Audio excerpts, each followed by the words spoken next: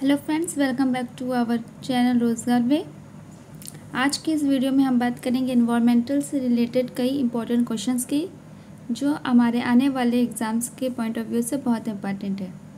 तो चलिए पीडीएफ को स्टार्ट करते हैं। हमारा पहला क्वेश्चन है, इन्वायरमेंट रिफर्स टू। इन्वायरमेंट क्या है या इन्वायरमेंट किस चीज़ों से जुड़ा है? तो पहला ऑप्शन है the natural world of land, water, air, plants and animals that exist around it. Option B, the sum total of conditions which surround human beings at a given point of time. Option C, the interacting system of physical, biological, cultural elements which are interlinked. और option D, all of the above. तो जैसा कि हमें पता है environment word है वो इन्वायरन word से लेके बना है। ये कॉम्प्लेक्स इंटरलिंक है सोशल, बायोलॉजिकल, फिजिकल और केमिकल एलिमेंट्स जो इन्वायरमेंट के होते हैं। इन्वायरमेंट के दो मेन फैक्टर्स होते हैं, एबायोटिक और बायोटिक कंपोनेंट्स। एबायोटिक में हमारे water, air, land, sunlight, rocks, non living things आती है, जबकि बायोटिक में हमारी living things mostly plants, animal और माइक्रो ऑर्गेनिज्म आते हैं। तो हम कह सकते हैं कि इन्वायरमेंट एक इंटर कनेक्टेड लिंक है इन सब के बीच का। तो इस हिसाब से हमारा ऑप्शन डी सही हो जाता है। आगे बढ़ते हैं। नेक्स्ट क्वेश्चन है, which of the following is not related to environmental protection. Environment protection से रिलेटेड क्या नहीं है? तो पहला ऑप्शन है sustainable development, second poverty alleviation, third air conditioning and fourth use of paper. तो हमें अच्छे से पता है पॉवर्टी इन्वायरमेंट से रिलेटेड टॉपिक नहीं है, तो ये इन्वायरमेंटल प्रोटेक्शन के अंतर्गत नहीं आता है। Option B is the correct answer. Next चलते हैं। The environment protection act of India was enacted in, चार ऑप्शन है। ऑप्शन ए 1981, बी 1986, सी 1995 और डी 2000। तो EPA यानी इन्वायरमेंटल प्रोटेक्शन एक्ट स्टार्ट किया गया 1986 यानी ऑप्शन बी में।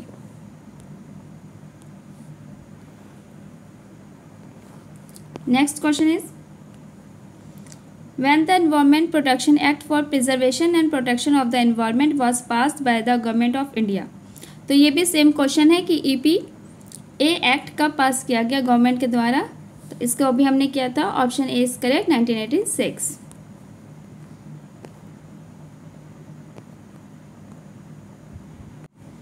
Next question is, environment is a composite state of.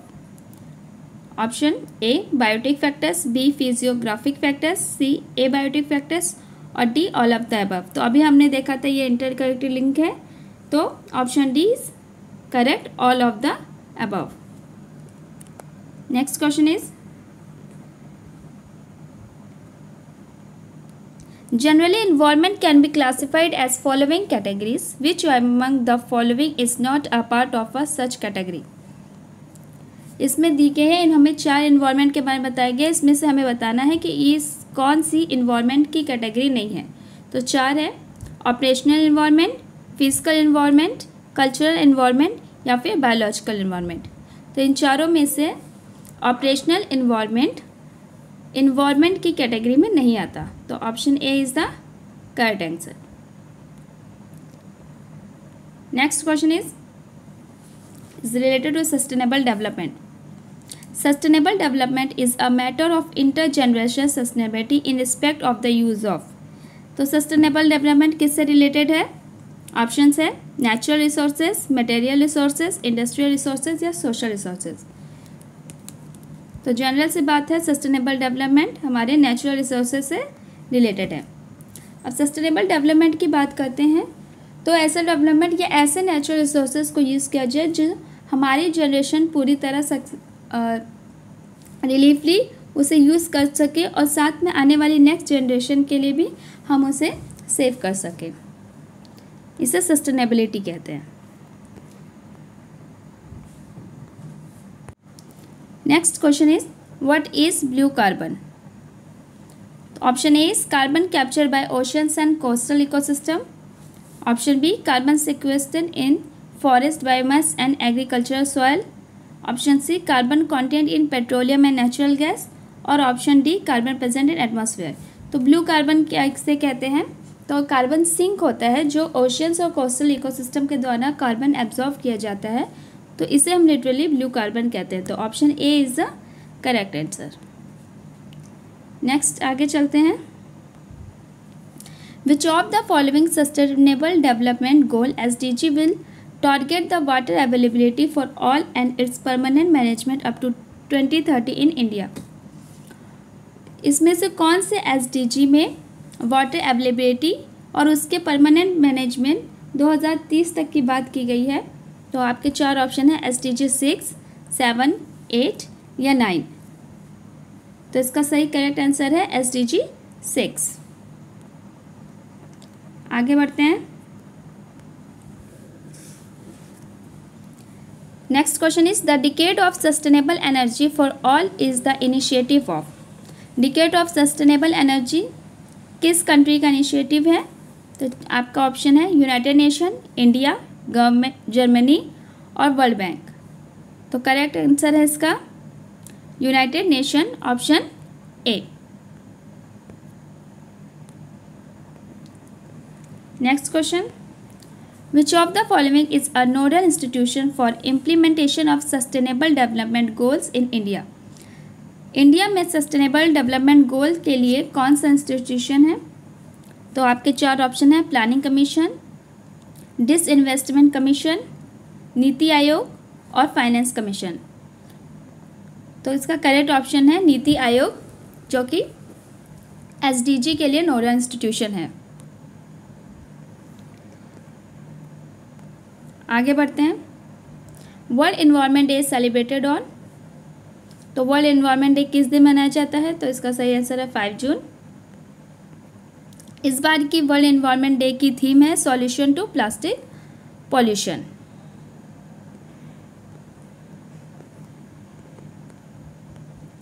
Next question is the book silent spring published in 1962 which set the tone for an environment movement in the world was written by।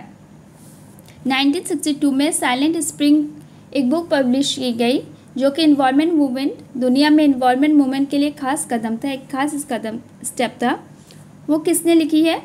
तो चार option है Caroline merchant, Karl Marx, रैकेल कैर्सन और राजगोपालन। तो इसका correct answer है रैकेल कैर्सन, जो कि एक अमेरिकन बायोलॉजिस्ट और इकोलॉजिस्ट थी। उन्होंने साइलेंट स्प्रिंग बुक लिखी है। Next question is what is the theme for world environment day 2018।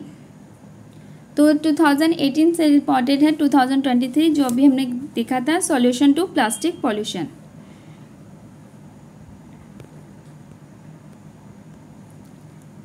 Next question is what is the important for sustainable development. Sustainable development के लिए क्या क्या ज़रूरी है?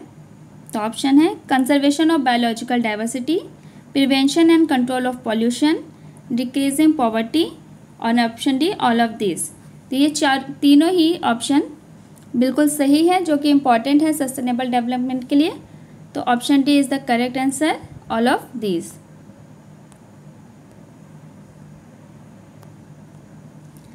Next question is the common carbon metric supported by UNEP has been developed for.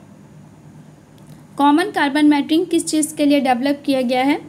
Option A assessing the carbon footprint of building operation around the world, option B enabling commercial farming entities around the world to inter carbon emission trading, option C enabling governments to assess the overall carbon footprint caused by the countries, और option D assessing the overall carbon footprint caused by the use of fossil fuels by the world in a unit time। तो common carbon matric आपका building operation से related है, जो building operation के समय जो carbon निकलता है उसके जो कार्बन फुटप्रिंट है उससे रिलेटेड है। तो option A is the correct answer. Next question is which of the following is not the objective of city development. City development का इस चारों में से कौन सा ऑब्जेक्टिव नहीं है? तो option A is good governance, option B is green clean green city, option C is stabilising quality of life और option D is smart mobility. तो सिटी डेवलपमेंट या स्मार्ट सिटी की जो मेन ऑब्जेक्टिव्स हैं जैसे कि good governance, water supply, electricity supply, solid waste management, urban mobility और public transport, digitalisation और बेटर इन्वायरमेंट। तो इसमें से ऑप्शन सी यानी stabilising quality of life city development का ऑब्जेक्टिव नहीं है, तो हमारा option C is the correct answer. Next, earth summit was held at, earth summit कहाँ पे हुआ था? तो इसका करेक्ट आंसर है Rio de Janeiro, option B.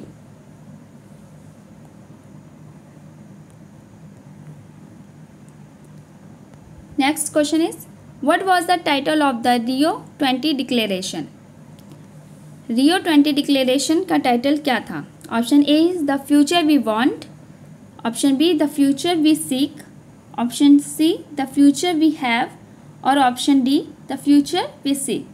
तो इसका करेक्ट ऑप्शन है option A the future we want, इसका टाइटल रहा है। नेक्स्ट क्वेश्चन देखते हैं। The first Earth summit was held at, option A Washington, option B Geneva, option C Rio de Janeiro और D Buenos Aires. तो इसका correct option है option C Rio de Janeiro.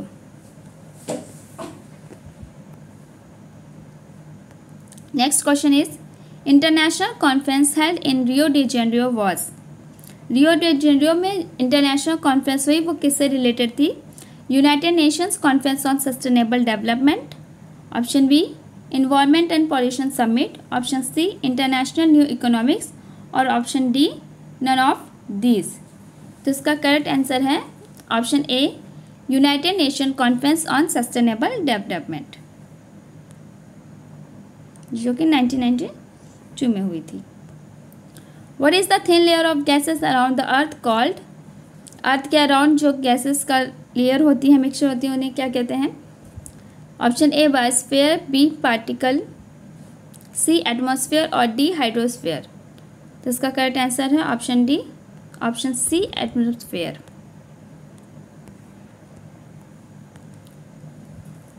Next question is air is a और an a compound, option B element, option C mixture और option D electrolyte. तो ये हम पढ़ते ही आ रहे हैं, A is a mixture. Next question is which of the following is considered to be the optimum concentration of carbon dioxide for natural balance in atmosphere? Atmosphere में कार्बन डाइऑक्साइड का कितना ऑप्टिमम कंसंट्रेशन होता है? तो इसके लिए 4 option है। Option A is 0.02%, option B is 0.03%, option C is 0.04% और ऑप्शन डी इज 0.05%। तो करेक्ट आंसर है option C 0.04%। Next question is in the atmosphere the highest percentage is of, तो किस गैस में की हाईएस्ट परसेंटेज होती है? तो ये नेचुरल है, option C nitrogen. If we all the plants and trees vanish from the earth the gas which will decrease is, कि अगर अर्थ से प्लांट्स और ट्रीज सारे ही प्लांट्स गायब हो जाएं तो कौन सी गैस कम हो जाएगी? Option A is carbon dioxide, option B is nitrogen, option C water vapour और option D oxygen. Option D is oxygen. Next question है which of the following is not a function of the tree? नीचे दिए गए options में कौन सा tree का function नहीं है? तो option A is absorption of carbon dioxide, तो ये फंक्शन है। Option B is absorption of noise, तो ट्री का ये भी मेन फंक्शन में आता है कि वो नॉइज एब्जॉर्ब करता है 10 to 15 decibel. Option C air pollution और ऑप्शन डी रिलीजिंग ऑक्सीजन, तो रिलीजिंग ऑक्सीजन भी ट्री का इम्पॉर्टेंट फंक्शन है, but air pollution is not any function of the tree. तो option C is the correct answer. Next, consider the following. First, the photosynthesis, second, the respiration, third, the decay of organic matter and fourth, volcanic action. Which of the above add carbon dioxide to the carbon cycle on the earth. इन चारों process में से कौन सी process earth के carbon cycle में carbon dioxide को जोड़ती है। तो जैसे फोटोसिंथेसिस से कार्बन नहीं जुड़ता है, क्योंकि कार्बन फोटोसिंथेसिस में कार्बन डाइऑक्साइड एब्जॉर्ब होती है, तो ये इन्वायरमेंट में रिलीज नहीं होते। जबकि सेकंड, रिस्पिरेशन के through carbon dioxide carbon cycle में जुड़ती है। Decay of organic matter, organic matter के डिके यानी सड़ने गलने पर भी CO2 रिलीज़ होती है, और वोल्केनिक एक्शन के थ्रू भी CO2 इन्वायरमेंट में रिलीज़ होती है। तो ऑप्शन यानी कि 2, 3, 4 इज़ द करेक्ट, यानी option C is the correct answer. Which of the following does not add the carbon dioxide to carbon cycle on the planet Earth?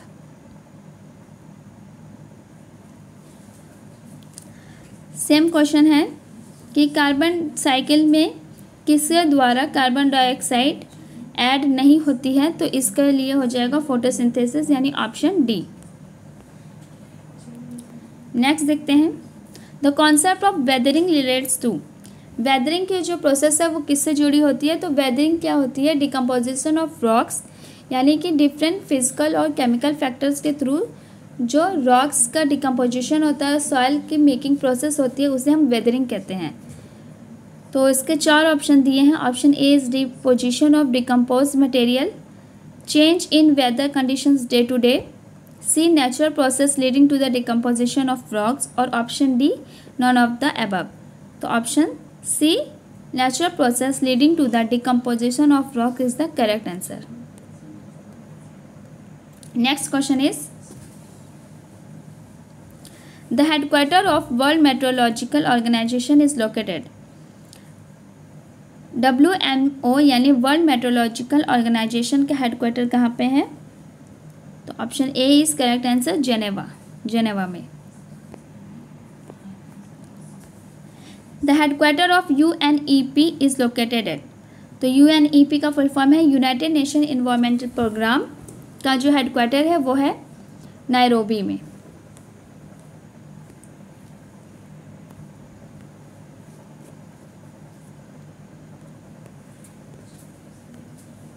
Next question है, where was the 4th session of the UN environment assembly UNEA 4th held recently.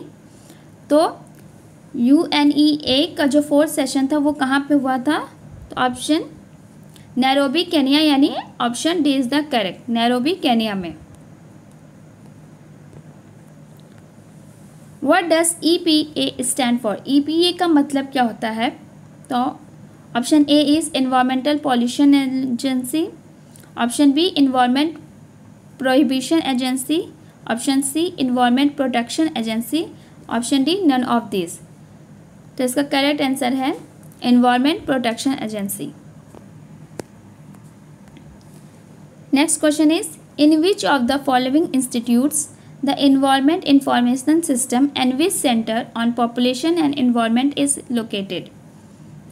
India में ENVIS centre जो कि population environment पे बना है वो कहाँ पे है। तो इसके लिए 4 ऑप्शन दिए हैं। IIT Kharagpur, option B IIT New Delhi, option C IIPS Mumbai, option D NIRS Dehradun. तो इसका करेक्ट आंसर है IIPS Mumbai, option C is. NEA stands for. इसके 4 ऑप्शन है। Option A national enquiry act, option B national environment authority, option C national examination agency, और option D national event association. तो option B is the correct answer. NEA का full form है national environment authority. Next, eco mark is given to an Indian product which is.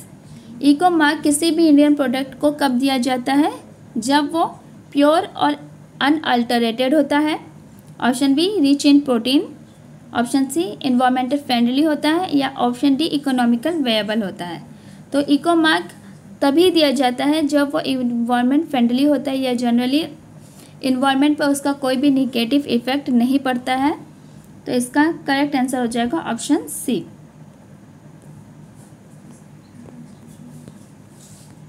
Same question है, the label environment friendly consumer product the government has introduce. तो government किसी भी product को environment friendly होने पे कौन सा सर्टिफिकेशन देती है, ये कौन सा मार्क देती है? तो agro mark, eco mark, ISI mark और वाटर मार्क। तो इसका करेक्ट आंसर है इको मार्क। इको मार्क एक सर्टिफिकेशन मार्क होता है जिसे ब्यूरो ऑफ इंडियन स्टैंडर्ड के थ्रू सर्टिफिकेशन प्रोवाइड की जाती है। नेक्स्ट क्वेश्चन है, according to sustainable development goal SDG India index 2019 recently released by NITI Aayog, which state holds the first position? SDG 2019 के अकॉर्डिंग किस स्टेट को फर्स्ट पोजीशन मिली है? तो ऑप्शन है उत्तर प्रदेश, बिहार, झारखंड या केरला। तो option D is the correct, Kerala.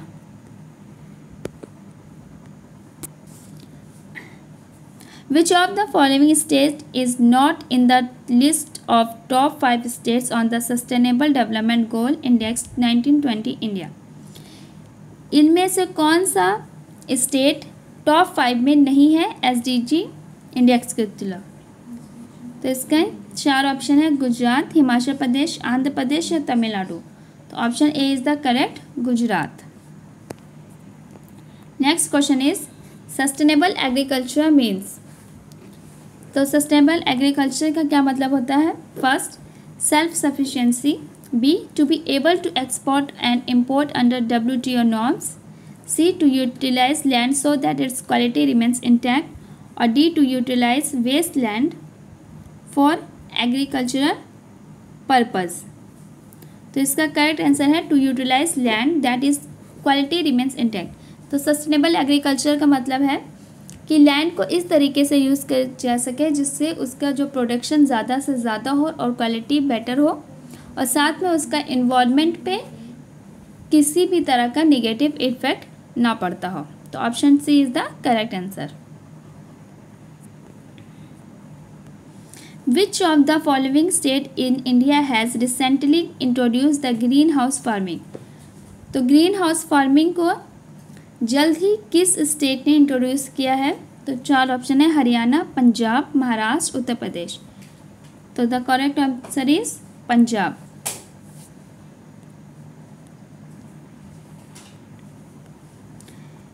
Next question is given below are 2 statements that assertion is natural vegetation is the true index of climate and its reason water loving plants are found in the moist climate। कि जो natural vegetation है वो climate के ऊपर based होती है। If कि अगर क्लाइमेट चेंज होता है तो कहीं ना कहीं नेचुरल वेजिटेशन पे इफ़ेक्ट पड़ता है, और इसका रीज़न दिया गया है कि जो मॉइस्ट क्लाइमेट है वो वाटर लविंग प्लांट्स उसके आसपास पाए जाते हैं। तो इसके लिए 4 ऑप्शन दिए हैं।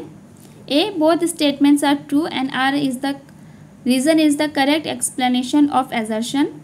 Option B, both statements are true but R is not correct explanation of A. Option C, A is true but R is false, और option D, A is false but R is true. तो option A is the correct कि both statement सही है और are यानी assertion का reason भी वही है। Next, the national green tribunal NGT came into force in. NGT यानी नेशनल ग्रीन ट्रिब्यूनल कब लागू हुआ? तो option A, October 2010, option B, November 2008, option C, January 2011 और ऑप्शन डी, अप्रैल 2012। तो नेशनल ग्रीन ट्रिब्यूनल जो है इन्वायरमेंटल प्रोटेक्शन के लिए और कंजर्वेशन ऑफ फॉरेस्ट के लिए स्टार्ट किया गया है, जो कि इन्वायरमेंट प्रोटेक्शन में हेल्प करता है और हेल्थी इन्वायरमेंट को बनाए रखता है। तो ये कब स्टार्ट हुआ था? 18 अक्टूबर 2010। तो option is the correct answer. तो ये थी आज की हमारी वीडियो। होपफुली आपको वीडियो अच्छी लगी हो तो वीडियो को लाइक करें और शेयर करें और नए वीडियोस के लिए चैनल को सब्सक्राइब करें। Thank you.